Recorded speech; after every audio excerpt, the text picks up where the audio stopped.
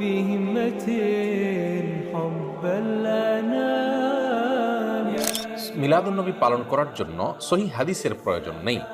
তাদের কাছে আপনি পাল্টা প্রশ্ন করতে পারেন যে আপনি শরিয়ার কোনো বিধান প্রমাণ করবেন তাহলে কি দিয়ে? সহি মন থেকে যা খুশি তা করবেন, যে আমার মনটা বিশুদ্ধ, আমার মনটা ভালো, আমি দাবি করলাম করে আমি ভালো মন নিয়ে আমি যা কিছু তা করতে পারবো, ব্যাপারটি এরকম?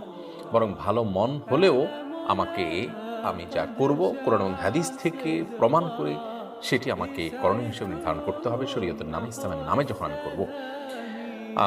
সাহাবা ইকরাম যারা নবী করিম সাল্লাল্লাহু আলাইহি ওয়াসাল্লামের সহচর ছিলেন, তাদের কেউ নবী করিম সাল্লাল্লাহু আলাইহি ওয়াসাল্লামের বছরে একবার তার জন্মদিবস কোনোভাবে উদযাপন করেছেন মর্মে কোনো হাদিস কেন বর্ণিত হয়নি?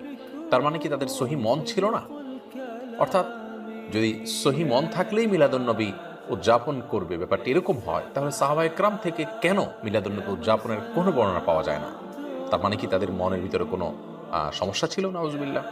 এখান থেকে বোঝা যায় এটি অন্তঃসার শূন্য, শুনতে বেশ মুখরোচক, বলতে বেশ মুখরোচক এবং শুনতে বেশ শ্রুতিমধুর এমন একটি উক্তি যার কোনো ভিত্তি নেই।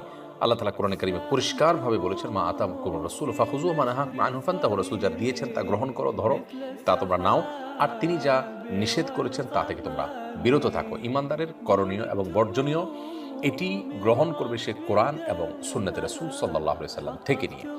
মন থেকে যদি গ্রহণ করা যায় তাহলে সেক্ষেত্রে মনচাহি জিন্দিগিতে করাই যাবে, যা খুশি তা করাই যাবে। তারপর আমাদের যে সমস্ত ভাইরা মিলাদুন্নবী উদযাপন করে থাকেন নবী করিম সাল্লাল্লাহু আলাইহি ওয়াসাল্লামের ভালোবাসায়, আমরা তাদেরকে বিনয়ের সাথে বলবো, আসুন সুন্নাহর অনুসরণ করি, কোরআনের নির্দেশনা অনুসরণ করি, তাহলে ইনশাআল্লাহ আমাদের কল্যাণ সেখানে আমরা খুঁজে পাবো। আল্লাহ তাআলা আমাদেরকে বোঝার তৌফিক দান করুন।